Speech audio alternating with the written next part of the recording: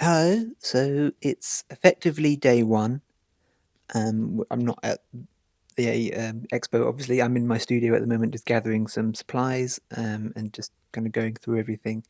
As it's the Wednesday, which we're not there, but there is a setup day. You can, if you have like one of the larger retailers or whatever, you can pay to come in on the Wednesday and start your setup. So setup at the UK Games Expo has begun, just not for us. This is my kind of quiet day where we've gathered everything together over the last few days, put everything together, and now I'm at the studio just gathering the last few bits, and I'm going to load up the car when I get home and ready to head out as early as possible tomorrow morning because I don't want to waste any time.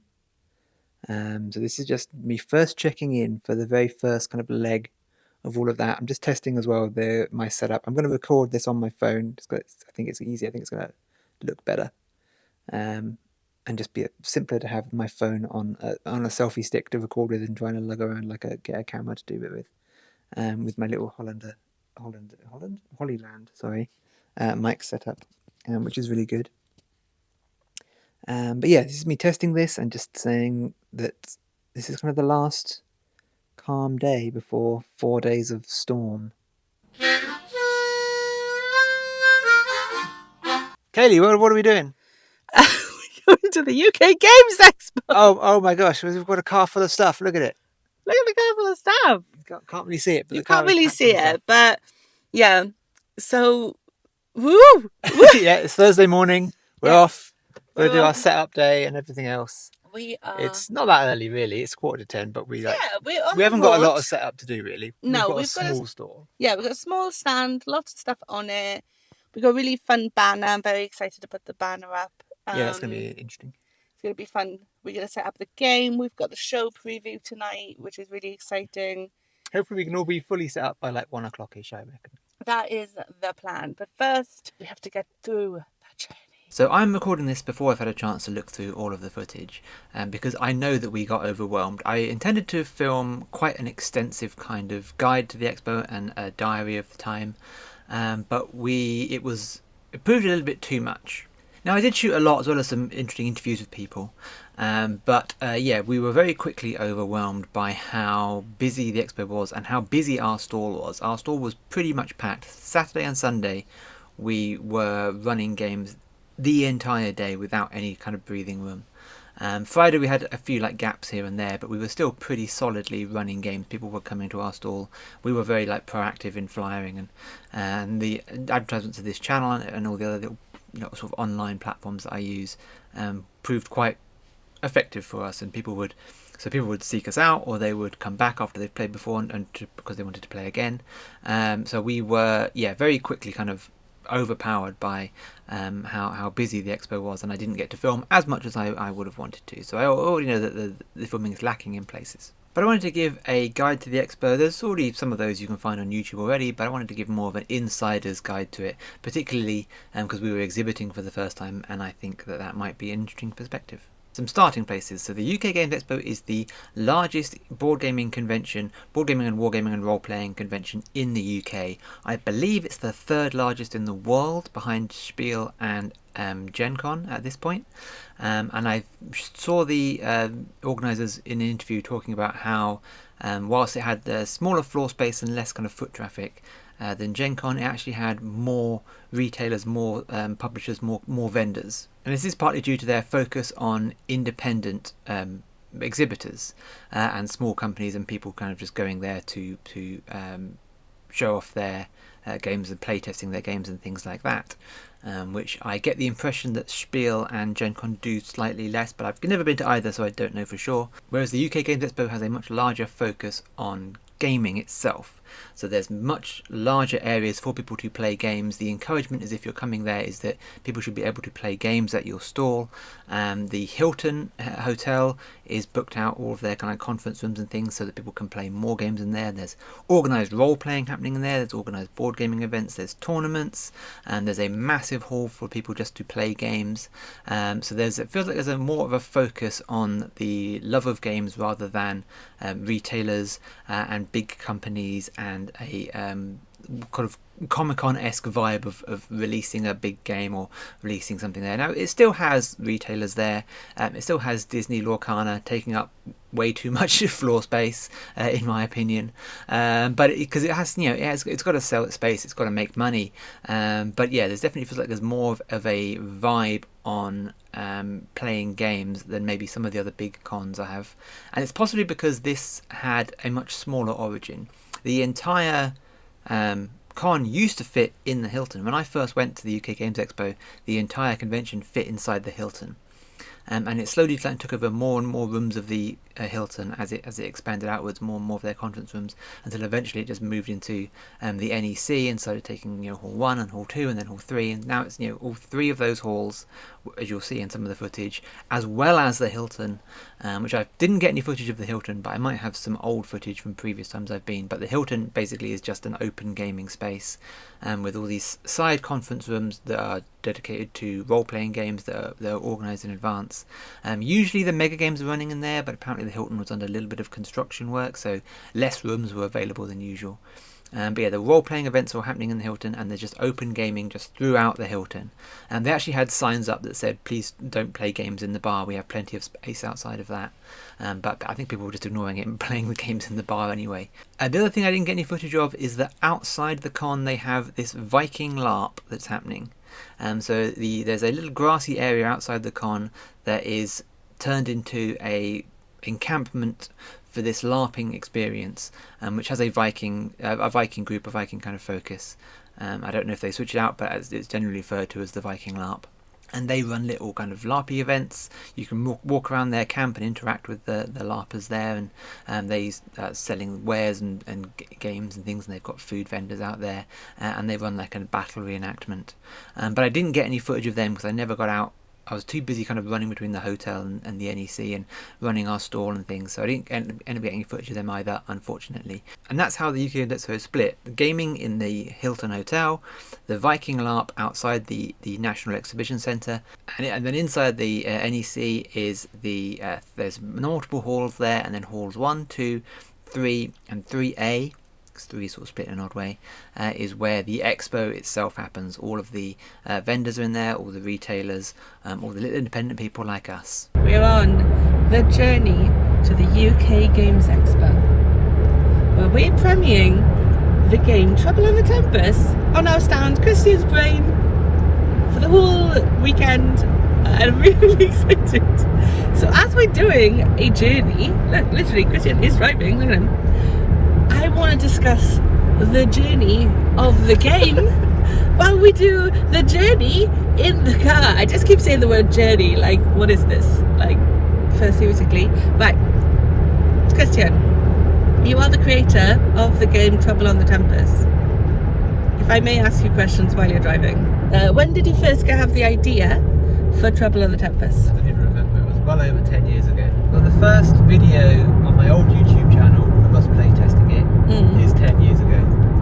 So that's how I sort of know how long ago it was. So obviously we made that probably within about a year or so. We made a playtest, homemade cardboard copy, hand-drawn version, which was relatively similar but still quite different to what it is now. And how has the game sort of changed through the development sort of time that you've had?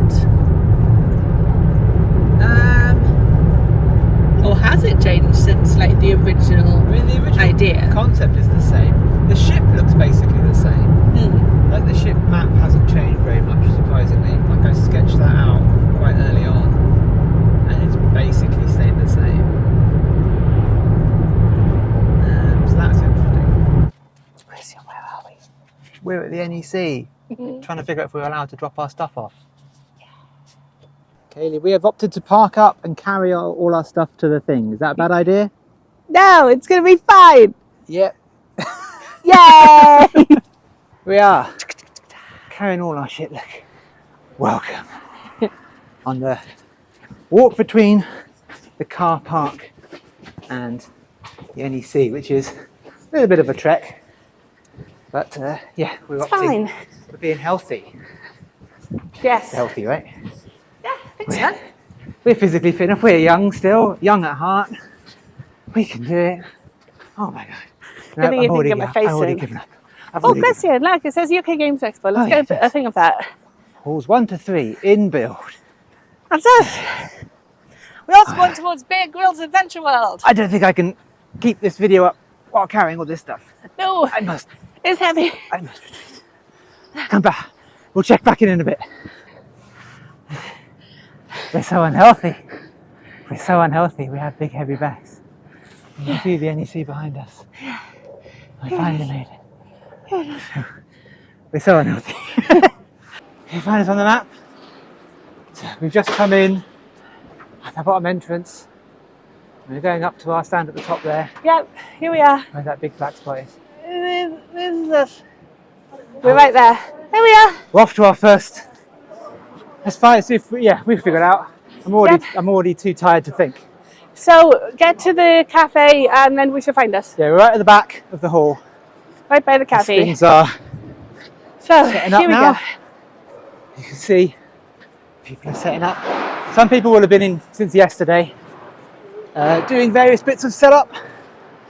We've only got a tiny stand, so we didn't need to come in yesterday. Yep. But yeah. Welcome to the NEC. Here we are. Welcome to the UK Games Expo. Day 0. Day 0. Setup day Thursday. Oh, It's very exciting. I've never been in a day 0 before. oh, have you not? No, you probably haven't, have you? No, I See, only I'm ever in the get day, clock tower. And day there's like 1. 10 people on that stand, so Right by Lucana. setup goes really quickly. So I'll just wander around. But we are right. There's the main stage. We're behind the main stage. So let's head here. Head this way. There's still quite a lot of setup waiting to be done. You see behind me, it's quite bare. Look at this little booth. It's quite But- cool. Here's the main stage. Here it is. Main stage. You can see. And we are 799A, just on the other side of these walls here, opposite the cafe. Here we go. We're nearly, Here we go. we're nearly home. Here's us. We're home. 799A. Holy Hey. shit. Here it is. Holy shit, we made it. Oh dear. Now we can die. Woo! So they've got our stuff ready to go. That's nice. The tables and chairs. Woo! Score. Let's I'm go. going to leave Kaylee here and I'm going to go get our passes. You can chill out. I'm Say gonna. hello to Darrington Press. Who are Exactly. Darrington Press are already here getting all set up. Yes. My God. Right. So we're here in Hall 2. As you can see, there's quite a lot still happening, quite a lot of setup still going on. I'm just going to go collect our passes whilst Kaylee guards our stand. If we get our setup done out of the way quite quick, hopefully, because we're only small, and then I can sort of wander the halls a bit, have a see what's going on. It's still quite early in the morning. It's only just gone 11 o'clock, so there's still quite a lot to do. In general, kind of around here. But yeah, we made it in. We made it. We couldn't be bothered to wait for to figure out how to get a car pass, so we just carried all our stuff in, which may have been a mistake, maybe a mess. But yeah, it's actually surprisingly sort of bare in here at the moment. But I'm sure it'll be all fine. They've got a whole day to set up. They'll be back by sometime around. By tomorrow, everything will be all good to go. But I'm heading through to Hall 1 now to pick up my exhibitor's passes and my parking pass, because I need to go back and put that on the car. But yeah, my God. And I'll get a map as well and try to figure out where everything is that I want to see. Passes obtained. Passes obtained there. I got my magazine and map as well. And we're away. I'm going to wander over to see if anyone's at Blood on the Clock Tower yet, just to say hello. But yeah, it's all good. Everybody hard at work whilst I'm here being a silly little YouTuber. I need to get my Sharpie out and I'm going to start circling things on the map, because we're exhibiting, so I've got to be on the stand a lot, so I've got to kind of really, even if you're like not exhibiting, you should probably kind of itemize or like pinpoint down what it is that you want to see, but doubly so because we're exhibiting, so I have like very limited time to walk the expo floor. It is badged up and tagged up. Exactly. Badged, tagged. They work really well. With Eventually. Did you get it? She's gonna get it. She did it? No, maybe? We did it. Haley, what did we just do? We built this! We just put our banner up. Look what we did! Look, I step away. Ta-da! Woo! Woo! And sort of table out. So we are pretty much set up. That's basically our stand. It's a tiny little spot. There's going to be somebody next door to us there. But this is our little corner. Well, there's no point telling you where it is now because you won't get there in time, but there it is.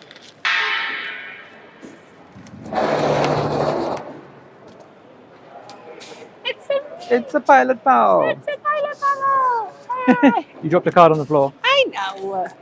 Once you've been accepted, you get access to the Exhibitor's portal where you can view your invoices and you can order other things. So for example, we had to order tables and chairs.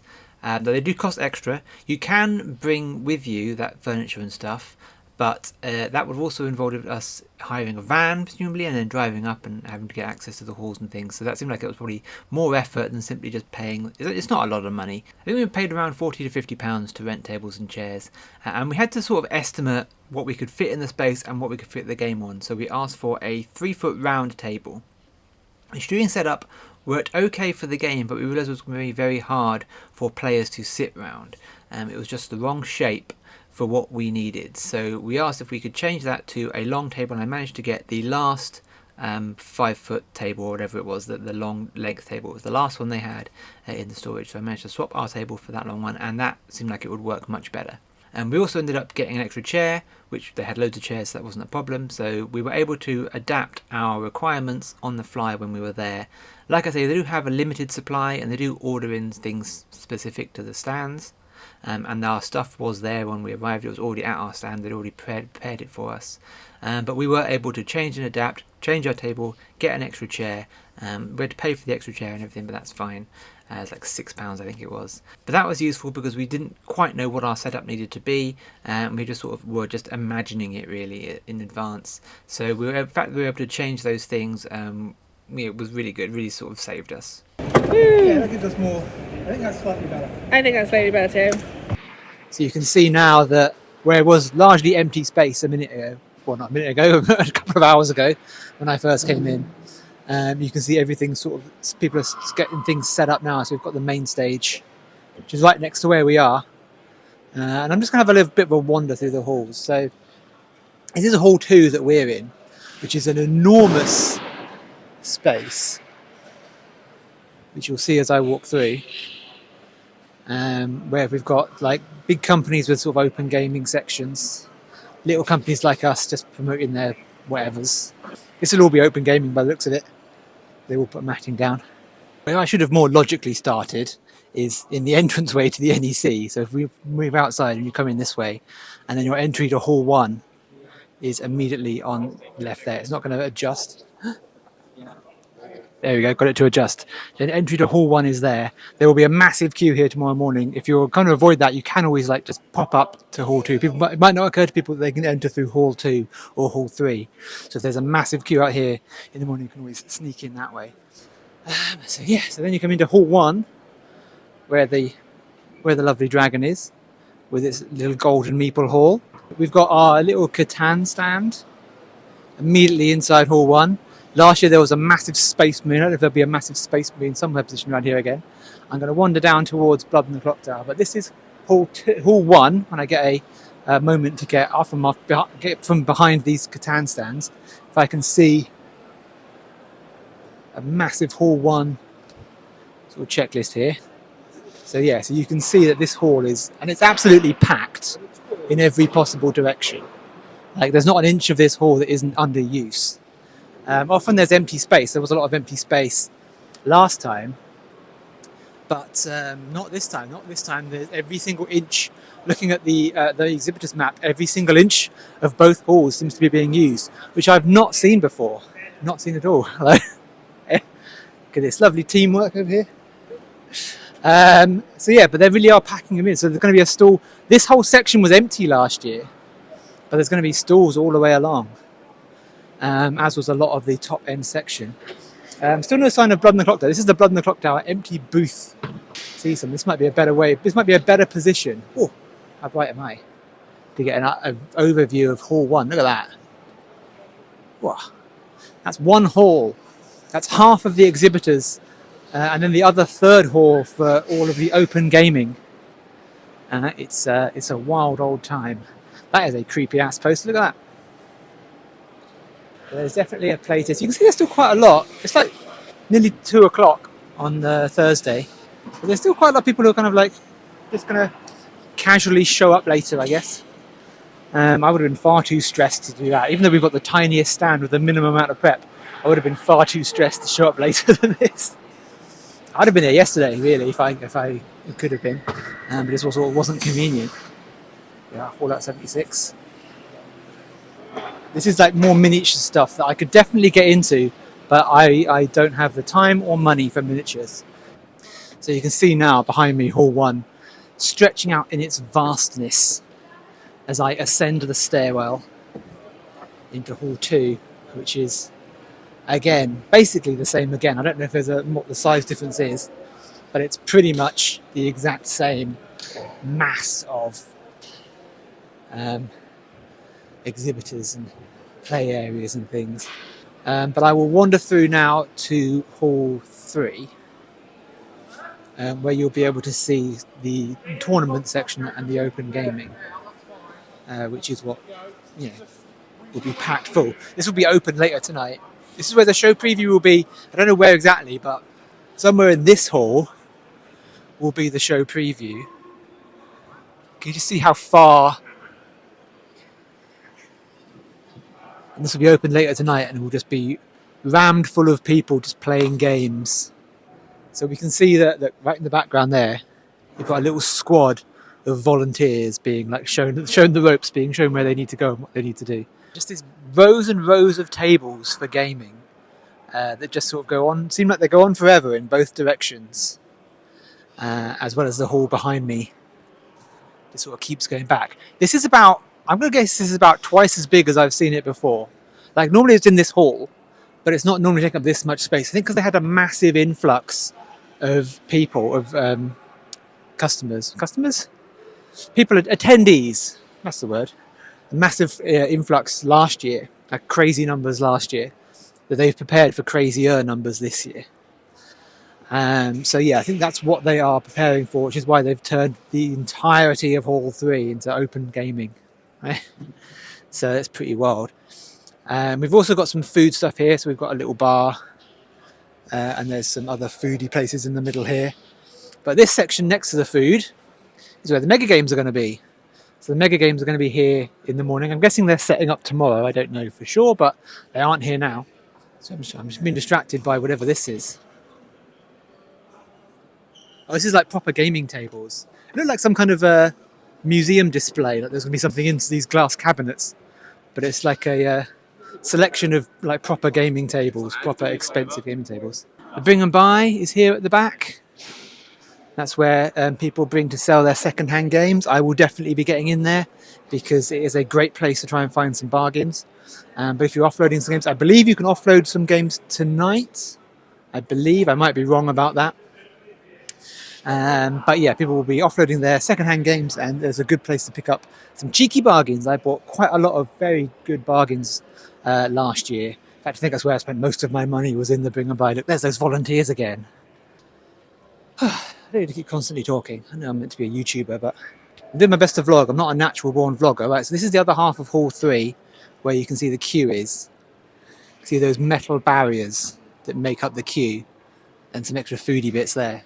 Which I'm guessing it's just going to be food in here, but that is quite an impressive maze of queue. If you can make your sense of that from this tiny video, then good luck to you. And it only gets bigger every year. Like the first time I was here, the entire Expo fit in the Hilton, which seems insane now. It seems insane to say that out loud because it's so ludicrous now. But yeah, it is just that big, and we'll bring you more of it as the days go on. A lot of the people you'd expect to be there. So like I said, Disney had a big Lorcana stand there. Games Law and Zatu and all these retailers online or in store retailers are all there, advertising and selling. There's Warhammer brands there, there's Star Wars stuff there, there's all the big kind of name stuff there. But then there is a massive amount of stalls for small people and small retailers and small publishers. Floor space begins to sell around September, and so the big retailers can buy like massive amounts of space, or how much ever space they desire, and fit themselves into the hall in that way. But we were not one of those, so I didn't apply until earlier this year. So that September deadline, and then a few months pass, and I applied for a starter stand. So the way this works is on their website you can apply for a starter stand. It'll be a small stand. Ours was 2 by 2 meters. I think you could get up to 3 meters, or maybe up to even 4 meters if there's the space. But basically, you apply for a starter stand, you have no control over the size or location of it. They just email you and they say, we have this space available, would you like it? Which is how they contacted us. They said the size of the space and the location of it, what was generally around us, so we knew we were going to be at the back of Hall 2. I assume if I had returned it down, I wouldn't have been offered another space. I think it's kind of a one-time only deal, like they have this space, do you want it, yes or no? So we just said yes. We were at the back of Hall 2, but we were next to Darrington Press. We knew that in advance, and we knew they would be busy, and we knew we were fairly easy to locate. We also weren't too worried about not being in the thick of it, so like in one of the main corridors where there was just going to be massive amounts of foot traffic. We could understand like the value of that, but we weren't selling anything. We didn't have a product to sell, so we didn't necessarily need the foot traffic. We thought that being easy to locate and having a bit more space around us would be beneficial. So we were quite happy for that space. It meant that there wasn't too, the alleyway wasn't too crazy. People could see us quite easily. There was only us on one side, so there wasn't two sides of stalls where we were. It was our side and then the cafe, so people when they walked down that aisle were only looking at us. They were only looking at our side. They were either going into the cafe or they were looking at us. There was nothing to split their focus. So I think we actually had quite a good position for what we were doing. If we were selling, we might have preferred to be more centralized, more foot traffic, because if we were selling like dice or art or other things that were being sold there, I can see how that would be more of an advantage. But yeah, for us this was perfect. You get a cheaper rate as a starter stand, so as a first timer, almost half price, but not quite half price, but close. A cheaper rate on the stand. You pay per square meter, and we had the smallest possible stand, which was 2 meters by 2 meters. You really couldn't get much else in there. You basically could get our gaming table in and not very much else. If you've been before, you can still apply for I think a starter stand or one of the smaller stands, but the price does go up because a previous customer comes up. Because they're trying to encourage like smaller independent people to come to these things and fill up their space. The hall was filled like I've never seen it before. Every single inch of the hall, halls 1 and 2 practically, were filled, and that never happens. Last year it was not like that at all. There were entire sections towards the backs of the halls that were just empty and blocked off, either with like walls or they were just empty space. Like around Blood and the Clock Tower, normally that entire back wall is empty. And we would just expand out into it, like we would let players go out and have their conversations and everything else. But there were stalls there this time, and that I've never seen that before. I've never seen the Expo fill up all across that back wall. So there were more starter stands, more vendors there than ever before. It just gets bigger every year. The last year I was there with Blood and the Clock Tower as a volunteer, and we were selling the game for the first time, and we sold out almost immediately. But I was there with them, and I knew I was going to be coming back next year, either with them as just a general entry person, or we knew we had the potential that we were going to be there with Trouble on the Tempus, our first game. So we knew that there was a potential I would be there, so I knew I was definitely coming back in some form or other. So I immediately booked a room in the Hilton for this year as soon as they became available last year. So I got like the cheapest room in the Hilton, so we stayed in the Hilton this year. We won't be doing that again because they sold out really quickly. But I booked it last year. As soon as the rooms became available, I booked a room in the Hilton. So we stayed at the Hilton, which was great because we're right in the middle of everything. All the food vendors are also there. It's important to note that the Hilton, outside the Hilton, in the portion of the car park, is turned into a little kind of street food area where you can get a burrito, or you can get fish and chips, or you can get burgers. You know, it was always kind of street foody stuff, like nice, good stuff, but like all these kind of mobile vendors. So that's turned into a little food court. And being right there in that is really good. And obviously there's a lot of gaming happening in the Hilton as well, so it all kind of comes together. I didn't know I was going to lose my full-time job by the time it came to this one, so it ended up being a little bit of a stretch, even though we had the cheapest possible room there. They do put aside some exhibitors rooms. I don't quite know what the deal with that is. We were applying too late to get one of those, but there are some discounted rooms in the Hilton for exhibitors. I assume the big retailers snap those up quite quickly, so that they can get their staff in, because somewhere like Waterstones, for example, was there. They're going to have like a bunch of staff running their stall, and the Disney Lorcaner and people, so I'm assuming they get snapped up relatively quickly. But there is a discounted room rate at the Hilton for people who are exhibiting, but like I say, we were too late for that, and I'd already booked a room anyway, so it didn't really matter. The downside, I guess, from being a little small starter stand person is that we were confirmed quite late, because obviously we were sort of low priority. We were having a cheapest little possible stand, and any space that they had in the halls, they were fitting these starter stands in, so they had like a gap here and said just shove a starter stand in there if they can. So we must have been one of the last few, because we got a space that was originally intended to be a meeting room. Not quite sure what it would be a meeting room for, but that's what we were told. Like, this space was allocated for meeting rooms, but they'd rather have a stand in there. So we got that, one of the last few spaces available, I got the impression.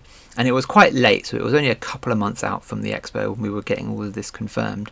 And we didn't want to splurge. We'd already made the prototypes of the game, because we knew we needed those. But we didn't want to splurge on like advertising and things until we knew for sure we were going, because money's tight and we're funding this all ourselves at the moment. So we got the banner that you'll see, our flyers, badges. We got all those things printed relatively last minute, or at least we waited until we could confirm that we definitely had a stand, that we were definitely going, because the designs were all quite sensitive to the Expo. Like the flyers were Expo specific, and they all tagged to the launch page of the Kickstarter, which we hadn't put up yet until we were sure that it was going to be something that we were going to be doing. So our small stand came with 2 entry passes and a parking pass, which was perfect for me and Kaylee and our car that I drive. We could then buy additional passes at £10 each, and how many passes you can buy, exhibitors passes, is dependent on the size of your stand, so you are limited. So we did have a couple of volunteers in with us, and my brother was there, who was also doing photography for the Mega Games, who were in Hall 3 this year, because they couldn't be in the Hilton. So he was kind of jumping between our stall and them to make sure he got good photographs of the games running. But yeah, so we had our little volunteer crew there. We couldn't buy more passes than that, again, because we were the smallest stall there, but it's based on the square footage of your stand. So the larger you are, the more additional passes that you start with anyway, and the more additional passes that you can buy. The only thing there was that I couldn't buy the exhibitor passes until the morning that we arrived. So the Thursday morning, you could pay extra to come in on the Wednesday if you had like a lot of prep to do, a lot of build, a lot of product to put in. So you could come in on the Wednesday, but I think there was a charge for that. But we came in on the Thursday, which was the first setup day for us, and I had to buy my additional passes when we arrived. So I didn't have them on me, and I was a bit nervous that I wasn't 100% sure I would be able to, because I don't know if there was a capacity or if there was like a first come first serve kind of thing, and that was kind of what I was emailing to try and get information about. So I was nervous about that, because obviously we'd already arranged for our volunteers to come in. They needed to know if they needed to come up or not. But luckily it was all fine. I was able to buy my extra passes, and we were all good. I was a little bit stressed, but not too much. And that's basically how we got there. We will be applying next year. I don't know if we'll go into in September to just like get a bigger stand. We need to have that very important discussion to figure out what kind of scale we're going at next year. So yeah, we need to figure that one out. But other than that, we were very happy with our setup there.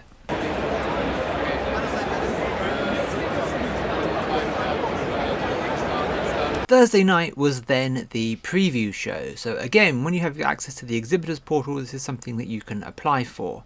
I don't know how limited space was, but again, we applied fairly late and we got a table, so I think they were relatively easy to accommodate everyone who wanted to go.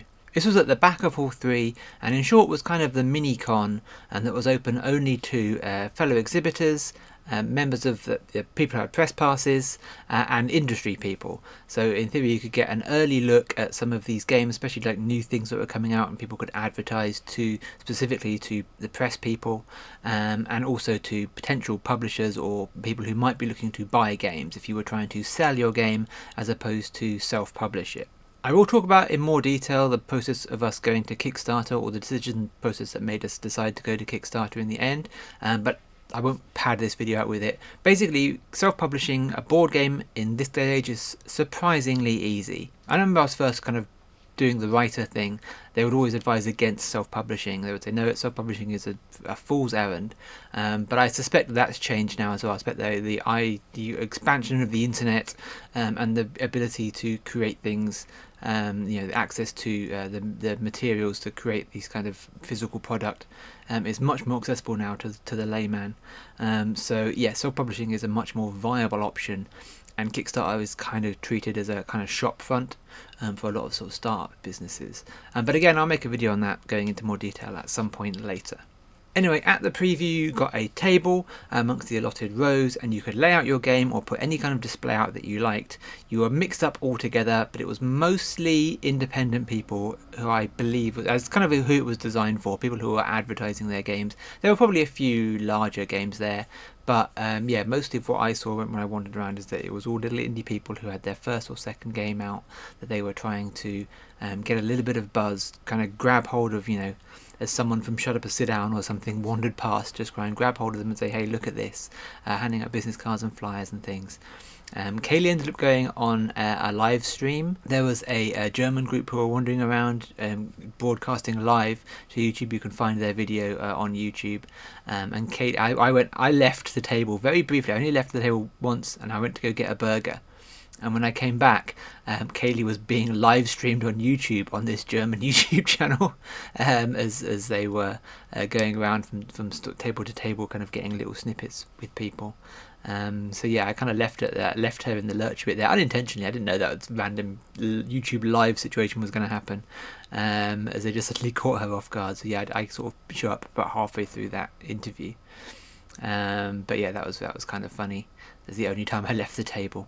So yeah, in theory it was a good space to advertise your game without the clutter of the main floor, and it's a good opportunity for people with, say, an exhibitor's pass, or if you were there with a press pass, to get a look at games without being caught up in the manic crowd. Although it was quite busy for what it was. But yeah, no, it was really interesting. I got talking to a lot of people, got to kind of pitch the game to people, and people kind of really got a good feel for it. We got a good feel for how we should talk about the game, how we should pitch the game, which hadn't necessarily done that, at least not in this environment before. But that was Thursday night for a few hours, and it was yeah, really good experience.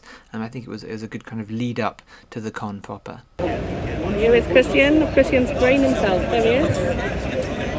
Hard in concentration.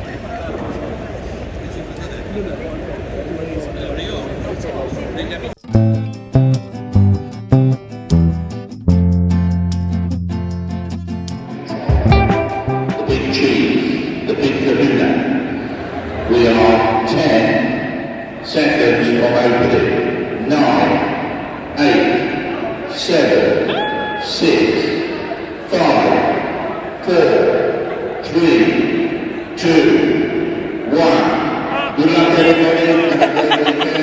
Expo 2024.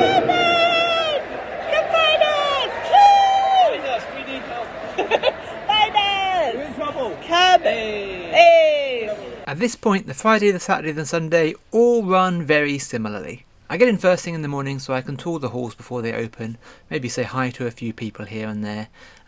We were right by Betty Tubrick's stand at Chaos Games, who they're just around the corner from us, and if you recall that I mentioned them in a previous video as they kind of pinged for me on people I wanted to see, games I wanted to play. So it's another games we managed to go and play, and we managed to talk to them quite a bit. There's some footage that I will splice in a moment of the people who were in our immediate vicinity that I managed to talk to. We were also right by the cosplay stand, which is where there were cosplay things getting ready. I'm not quite sure precisely what they're up to, but they were the hub for where the Daleks who were touring around came from, and a number of other cosplay people who were kind of just touring the halls just as part of the the setup of the show. I'm not sure if they were with the show, if they were with particular stands. There was also guys in these massive kind of space marine armors, which were pretty cool, who were wandering about. You may have seen them in other videos and pictures and things. What are you doing, Maeva? What are you doing? You're just going to sit there. You're just going to sit there and chew on my microphone. You do that, don't you? Friday night there was a networking event in one of the central halls. So the Piazza Suites, which I didn't go to myself, but Kaylee and Liam did, my brother, who went to. There were various talks and little seminars and things going on there, and there were podcast recordings happening in there. Some of them were ticketed events, and some were just sort of people could come and go as they please. The conference rooms are set right in the middle of the NEC that were obviously booked out for these events, where they would sometimes do things like Werewolf Live and things like that. And there were some events that I think were happening in the Hilton. I was out of it for the events. I didn't even attempt to go to any events. I made a list of the ones that sounded interesting, but I didn't even try and go to any of them because I knew I was more useful on the floor, either running games or just like enjoying the con itself, because I do enjoy that atmosphere, even though I'm not like a very personable person. I do enjoy the heavy crowd of that atmosphere. It's kind of like, it feels like a little cocoon of being in there, which is nice. Even though I don't like crowds, and I don't like being forced to socialize in a big group of people. I hate that. But like a big group of people there, I didn't have to socialize. I could just drift through at my leisure.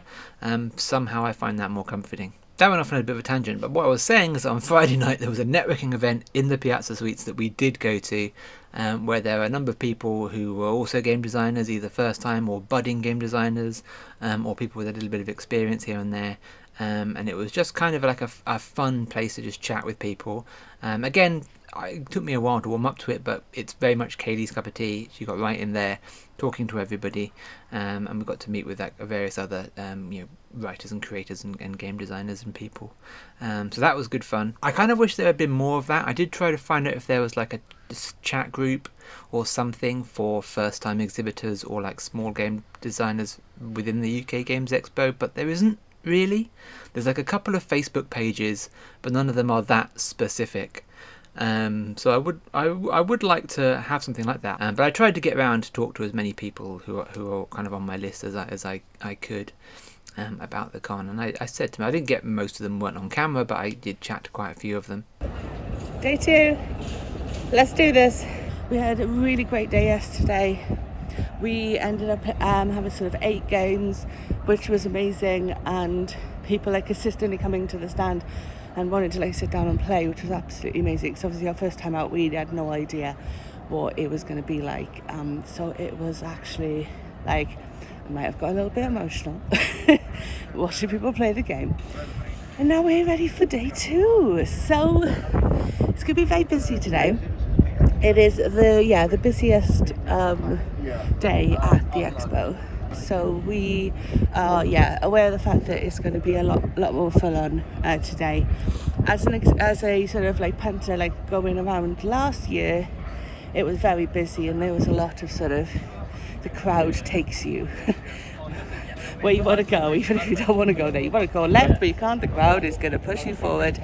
So it's going to be a little bit like rush hour, really, on a tube, which is kind of what we're thinking. Being on the stand, we're not going to be quite as like squished, I think, as the people that will be walking around, but we hope that people are going to be coming to us and we can get a good steady flow of people to be able to come and play the game. One thing we discovered is that because we were on the edge of the hall and there was nobody opposite us, we could spread out a little bit and dominate the corridor without getting in anybody's way. So we could stand on the other side against the cafe, we could stand in the middle of that corridor handing out flyers, and we could allow our crowd to kind of build up around us, and we weren't blocking the way for the people on the other side, which was actually quite a big advantage. It's something that you wouldn't have been able to do if you were like right in the middle, in the thick of it, like I said. But again, being in the thick of it is quite good, especially if you've got to move product and if you've got to gather that foot traffic. So we can see why that would be valuable, but for us in this circumstance it worked out quite nicely. 3, 2, 1.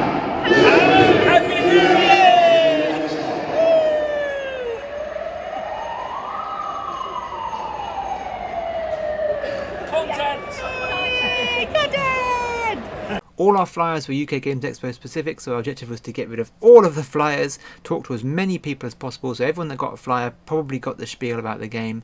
A quick spiel often led to people stopping to talk to us, to get more information, so people liked the sound of the game, which was really good. A lot of people then obviously sat down and played, or signed up to play, and only like one group of people ever like ditched their booking, but another group was immediately along and filled the spot anyway, so that was fine. We gave out badges. We apologise if we forgot to give you a badge. I would often forget to give badges, but if you played the game, we would try to give out badges to you. Hopefully you managed to get hold of one, but yeah, again, sorry if I forgot. And then we just pushed for the Kickstarter, and push for this channel, and just generally just tried to push ourselves. Day 3, last day. Just checked out of our hotel. Stand is all set up and ready to go for the last people that are going to come play Trouble in the Tempus at the UK Games Expo today. We are doing a sign-up sheet today because we got very busy yesterday, so we think the sign-up sheet is the best way forward. It's our final day. I wasn't going to film anything because I'm in a funny mood. I often say that on these videos, I'm in a funny mood. But yes, it's our final day and our final setup. For day 3, it's gone really well so far. We have people signed up already. We took like a full. Don't mind me, that's the dice goblins next to us. So I was taking sign-ups yesterday, and we were pretty much fully booked to the point where we started taking sign-ups for today, which I don't know if that's like a good plan. But we've got like the first few slots in the morning. We've got some people on already, so hopefully we should have some people arriving at pretty much coming straight here to play the game. So that's pretty cool. Hopefully it leads to like a little boost in the old Kickstarter and stuff. But yeah, it's going pretty well. I'm gonna have a little bit of a wander. I've got a minute before the doors open. They do a big announcement before the doors open. You've probably seen it in this video. Perhaps the game with the simplest explanation here. It's finger golf. It's golf with your finger. Golf with your finger. You can't go wrong. How's your con been? It's been brilliant. It's been overwhelmingly positive and fun, and yeah, a really supportive community as well, which makes it really cool. Have you been here before? Yeah, about 6 years ago. Oh wow! Yeah. So the gap before the pandemic. Before the pandemic was last one, and it's grown. Hello. I've seen the glamour of Betty Two Bricks. Betty Two Bricks of the 1920s, a little mob game. Yeah, we were playing yesterday. I talked more about it in another video, and I talked about it in my previous video. May I put a hat on Oh. you, sir?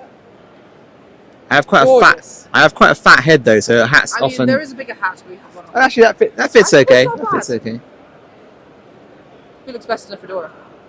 So we have a beautiful wargaming board we do for charity for National Kidney Federation. A guy named Duncan came up with this idea. This is the first time we've ever had all the boards together. Be doing a mega game on them today. Wow. So the whole idea behind it was Duncan, guy came up with all this. He was waiting for a kidney list get shut down during COVID. Wanted something to live on past him. So he thought, what does any newly divorced person who doesn't know how long they're going to live do? Spend about more money than they should on terrain that won't fit in your house. But we use it for good. So, of course, he was waiting for a kidney, so the NKF is a huge, important cause to him. My son just got his new kidney last year. So we have our own group called Bears Army that work with him. I'm aware of Bears Army. So we actually only exist because of Duncan. Because we were out, the first expo I ever went to was with Duncan to raise money for NKF. And we were already painting models. And I'm like, dude, I'm out of models.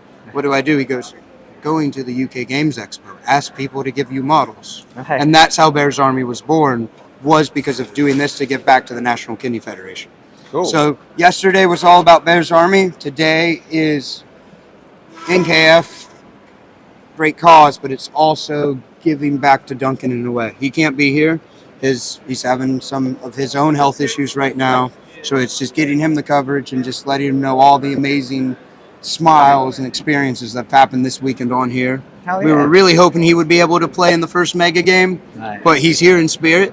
Yes, so the idea is, if you know the show Band of Brothers that was on that Easy Company of the 101st Airborne, this is all, you can do all of their D-Day drop, their drop in Normandy on one mega game, 64 square foot. That's pretty and cool. Today is a perfect day to do that because June 6th is the 80th anniversary. We'll actually have these tables at the Overlord Museum in Normandy tomorrow and Tuesday. We're loading up tonight, going straight there for display as part of the celebrations. Hey. Luke's ABS and Geek Gaming Scenics are the ones who started the build. That's who Duncan first commissioned to do it. When Luke ended up having to leave the channel, unfortunately, some of his work was left unfinished, mostly the fourth board, but there were some things that needed tied up and recolored in on the other boards. So then I came in to do the rest of the groundwork with some of my friends who knew Duncan, like Steve and Fee. But then this beautiful manor house, if you give another shot of this manor house here, Jeff Lacey of Purple Lion Studios, he did all this for us. This is a brand new kit, so this front part right here is the brand new Normandy kit that's just now on pre-order from Sarissa. Sarissa's donated all the buildings for us. It's really become a on-the-ground level players community project as well as a company's project. We're getting everybody in the community together, be it to help with Bears Army or raise money for the NKF.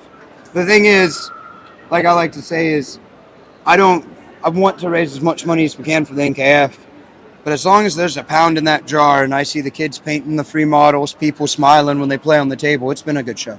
Oh yeah. Because that's what it's about, is the community. And Duncan has that same thing where his dream was to have a diorama you could play with. He was tired of going to the museums when he was a kid, seeing the beautiful things behind glass. And I'm pretty sure he's done it. His project's complete. This is probably one of the best dioramas you can play with. I mean, yeah, it's pretty amazing. I'd be remiss if I didn't mention that we are right next to the cosplay booth. We have Captain Scarlet there, who's been escorting this Dalek around the halls. Some of those it's a wearable thing. So somebody sits in the Dalek, where it drives around and speaks in a Dalek voice to people. Wally there. Yeah, so he's been super. You can go through, you're fine. Don't let me get in the way. And obviously we have a TARDIS. Why wouldn't you have a TARDIS there? Friday we opted to be very proactive. People came to Darrington Press, the stand next to us, immediately, so it's Darrington Press. People were to come there specifically wanting to get materials from them. So luckily we had Kaylee with us, who was very personable and was there at the front with the flyers, ready to just shove flyers into people's hands and call people over to start playing our game. So we were running our first game probably about 10:15 by about then, 9:15, 10:15. So pretty quickly we got our first game running. And then with just maybe a few gaps in between, pretty much one game rolled into the other on the Friday. On the Saturday we started doing a sign-up sheet, and we were fully booked by before 12. So we had a game running every half hour for about an hour. We had a game signed up of up to 5 players, and every slot was booked. Not always with a full 5 players, and we even ran at least 1 2-player game. But yeah, every slot had somebody in trying to play. Some people came back to play a second time, which is great, because it's an hour out of your day, and if you're only there, even for the weekend, even for the 2 weekends of the hall, assuming you get gaming in the evening, but then your hall time is between 9 and 6, so. We appreciate you coming to us because you have a limited amount of time there. But yeah, we were packed for the day. We started taking bookings for the Sunday on the Saturday because people were trying to come in to play, and we said, no, sorry, we're fully booked. So we had our first 2 games on Sunday booked before Sunday began. And then Sunday the same thing, used the booking sheets, and we were fully booked the entire day, right up until the final game of the con, which I ran. I came back to run the final game, and then pretty much packed down. Not much more I can say about the con itself. It's pretty self-explanatory if you have any kind of idea of what a con is. It's just full of people like us showcasing games, or big stands trying to again promote games, promote Kickstarters, promote games that have just been released.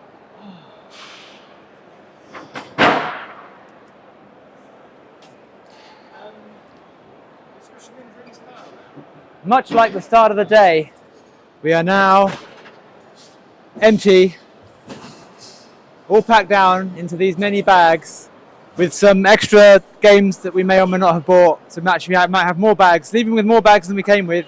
These things happen. How are you feeling, Liam? You good? Katie's eating her pasty in the background. I am feeling all the things. It went really well. It went really, really well. I'm really impressed. Thank you so much for everyone who came to play. Thanks so much for everyone who came back and played twice because they loved it so much. Thanks for everyone who talked to everyone around the show. We had people coming over on Saturday who said they heard about us on Friday from people who played. So yeah, it was really good buzz from us. Word of mouth seems to have really travelled quite well for us. We had no idea going into this what this was going to be like. And the speed of the word of mouth of it all has been incredible. So thank you to everybody who supported us. Katie's trying to hide her pasty consumption. I'm just in the back of the video eating a pasty.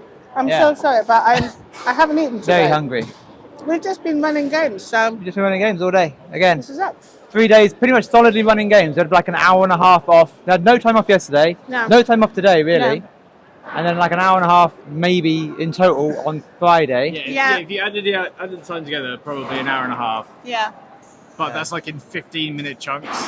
Yes. So- Yeah. No, No. basically no time off. Yep. And Yeah. now everyone's like in the deep pack down, Yep. like the I got Expo the never high vis. happened. Like the high vis back. So yeah. Thank you. Sorry I didn't blog more. We were busy. And then the con was over, and just like that, it just kind of ended. Sunday ended early, ends at 4 o'clock on the Sunday, and then you've got 2 hours of pack down time, which seemed like not a lot of time for people that had very large stands, especially with things that like put up big architraves and things. But yeah, we only had our tiny little stands. We were packed down in about 30 minutes. But yeah, it seemed like a curious to have that only 2 hour window when they had like a 2-day window of setup. And maybe they expected people to just kind of crush everything down and throw it in the bin. We had to check out of our hotel the Sunday morning, so at like 7 a.m. we had to check out of our hotel so we could get to the halls first thing in the morning. So the car was already loaded up with all our personals, and then we just took anything of valuable we took to the stand. And we decanted to Hall 3 for a bit because Hall 3 remained open. Had a chill, had a discussion, talked about the con, vague plan of what we were going to do next, and then we left and we went back to our cars and we headed off back home. So I was about to say into the wild blue yonder, but no, we just went home. And that was our con experience. On the whole, we're very happy with it. We have gone over 100 people following our Kickstarter now, which was kind of our low end sort of soft goal, so we're quite happy about that. We want to try and push it up, I think I mentioned in the previous video, to around the 500 mark over the next few months. And that would make us very happy. But yeah, we've had a really good boost from almost nothing over that weekend, and it's in a really solid position now. We're experimenting with advertising, online advertising campaigns and things like that. We're figuring out all of those details, and we had one running over the last week or so. So we are learning our way around those. Again, I'll talk about all that in another video because this video is already long enough. But yeah, that's where we were at. If you have any questions that I didn't cover about the con and how the con worked for us from the inside perspective, then please do let me know in the comments below. I tried to cover everything. I'm sorry I didn't film more at the con, but it was a lot. The link to the Kickstarter for Trouble on the Tempus is below. You can find out more information. It's on Board Game Geek now. It's a fairly minimalist page because Board Game Geek is a very strange website to try and use, and submitting everything, it's just a weird website. But yeah, it's up there now. Trouble on the Tempus is on there. We've got a couple of reviews from people who played at the con, which are fantastic. We're very grateful to those. But you can you can check that out. You can follow the Kickstarter if you're into that sort of thing. You can find all our details below, all my link tree. Our Ko-fi support page is down there, which is going towards the development of the game and other cons that we can visit. And like everything's going into a fund for our plan to go back to the UK Games Expo next year, and then hopefully we can expand outside of the UK and maybe do, in the long run, we'll be able to do other cons. That would be amazing.